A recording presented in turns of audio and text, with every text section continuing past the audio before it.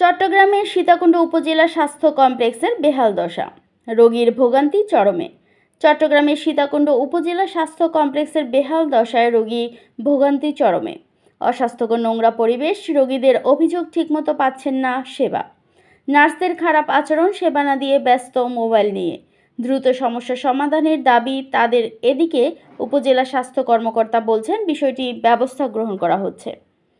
সীতাকুণ্ড উপজেলা স্বাস্থ্য কমপ্লেক্সে পরিষ্কার পরিচ্ছন্নতা কাজের জন্য আউটসোর্সিং কর্মচারী থাকলেও বেহাল অবস্থা স্বাস্থ্য কমপ্লেক্স।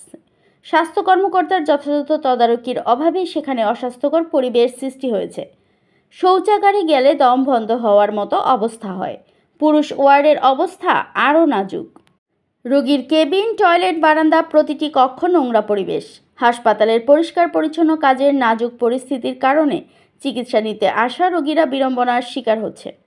রোগীদের অভিযোগ, নার্সদের ব্যবহার খুবই খারাপ। নার্সরা সারাদিন মোবাইল নিয়ে থাকে ব্যস্ত, পাচ্ছে না তারা সেবা। একেবারে বেশি, দুইবার ডাকলে গরম হয়ে যায়। খাবারের অবস্থা আরও খারাপ, প্রায় সময় বন্ধ থাকে আই সেন্টার। তারা বলছেন স্বাস্থ্য কর্মকর্তার তদারকি না থাকায় আজ হাসপাতালে বেহাল দশা। এতে করে কষ্ট করছেন সীতাকুণ্ডের হাজার ও সাধারণ মানুষ। এছাড়াও বহির্বিভাগ, জরুরি বিভাগ ও অন্যান্য বিভাগ মিলে প্রতিদিন প্রায় 200 থেকে 300 জন মানুষ চিকিৎসা নিতে আসে। মূল ফটক ঝেঁটে ধুলার স্তর পড়ে আছে, ব্যবহৃত টিস্যু, কাগজের টুকরো বা অন্যান্য ময়লা।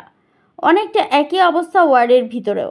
ময়লা ঠিকমতো পরিষ্কার না করায় চারপাশে দুর্গন্ধ ছড়াচ্ছে, সেখান থেকে উঠছে মশামাছি। স্বজনদের দাবি, পরিষ্কার পরিচ্ছন্নতার বিষয়ে হাসপাতাল কর্তৃপক্ষ উদাসীন। রোগীরা বলছেন এখানে তো বেড নাই, আপনাদের এখানে সব কিছু কিনা, সুই পর্যন্ত কিনা। আপনারা এখানে কেন আসেন? প্রাইভেট হাসপাতালে চলে যেতে পারেন না? এইখানে যে সব কিছু কিনা আমি তো জানি না। আমার মেয়ের অবস্থা খারাপ, তাই ভর্তি করায় ফেলছি। এখানে নার্সদের ব্যবহার খুবই খারাপ। আমি নার্সদের কাছে একেবারে জায়গায় 3 বার গিয়েছিলাম, ধমক দিয়ে বলে আমরা আসতেছি। দৈনিক আজকের বাংলা .net